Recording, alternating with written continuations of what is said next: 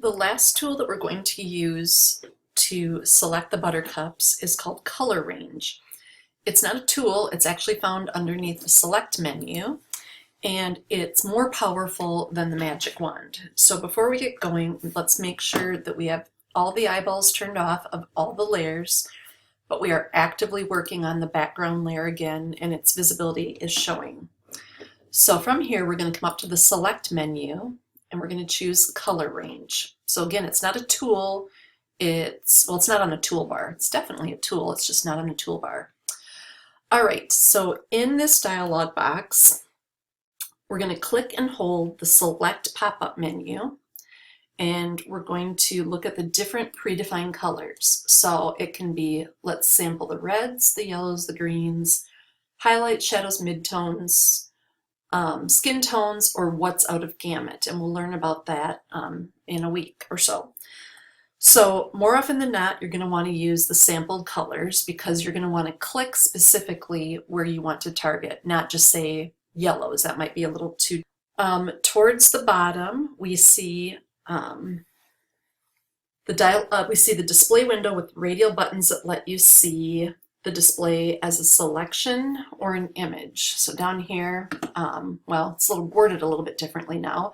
Grayscale, do you want to preview it? None. I jumped too far. We do have the selection and the image radio boxes right here. So our goal is to make the buttercups turn white and the background black using the selection view. So we're going to keep it there. Below there is a selection preview pop-up that lets you see your image in various ways. I got here too fast. We have grayscale, how would it look on a black mat, on a white mat, or with a quick mask, and we'll learn about masking in future chapters. We're going to leave this at none, but we want to do this as a selection up here. So again, our goal, right now the preview is all black. Our goal is to make the buttercups turn white inside this preview. So we can start the process by clicking or dragging on a buttercup. So I'm just going to click somewhere in here. And wherever I'm sampling using this eyedropper, it's going to sample that color yellow and turn it white in here. So I need to sample a few more, so I kind of clicked and dragged with that.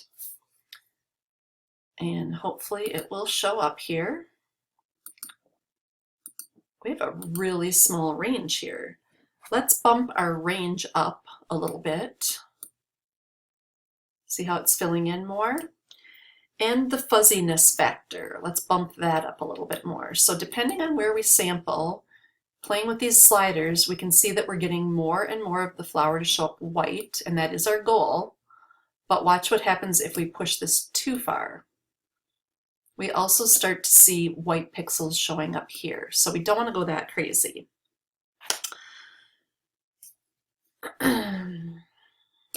We could maybe click in another area and find a better version of this. That's not good.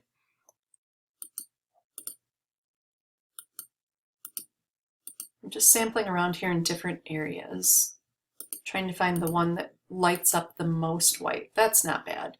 I'm going to bump up the range, but I don't want to get, like I said, I don't want to see these white pieces over here. I'm going to take down the fuzziness a little bit. We're not going to get this perfect, but this version is getting better. Our goal is to get it all white, but we might not be able to do that the way it is right now.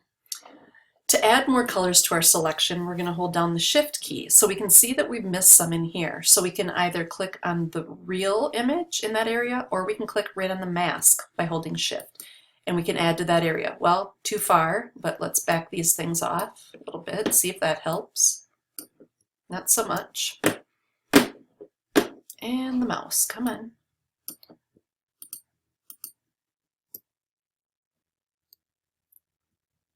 To take away, we hold Option and we click in here and we say, nope, I didn't mean that color. I don't want that down here in the black. Okay, it's getting a little bit better.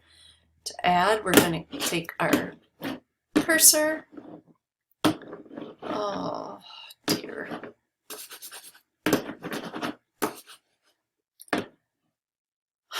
Hold down Shift and click on these dark areas again.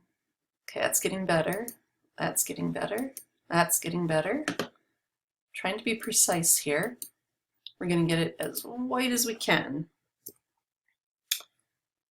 A third option for refining our selection is to click on the Localized Color Clusters box, which keeps the selection to an area closer to your clicks. So where you're clicking, it's going to say kind of keep that sampling localized. So when I'm clicking in this dark area with this localized button on, it's being more specific. It's saying, okay, keep it to this area, not the same tints out in this area. All right, when we have it where we're fairly happy with it, we can say okay. And then we see, okay, not perfect, but we have other tools. We can grab our lasso tool and holding, for that to catch up, holding the shift key, we can add to our selection. So I'm just going to lasso around all these parts that are currently excluded. That brought them in. Bring this in. So I'm holding shift and lassoing all these parts.